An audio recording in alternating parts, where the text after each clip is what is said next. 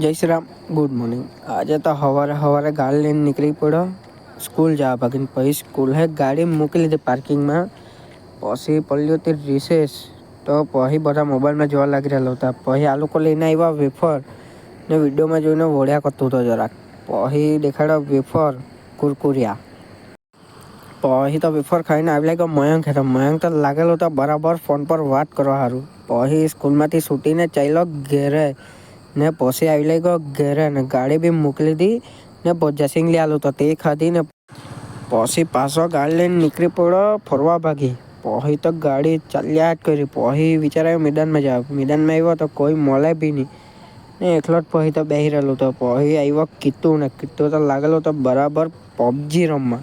ધૂમ રમે પબજી. પછી તો આવી લાગ્યા બધા ને આજનો મિની બ્લોગ અહીંયા જ પૂરું કરું ને મળ્યા મિની બ્લોગ જલ્દી બીજા મિની બ્લોગમાં.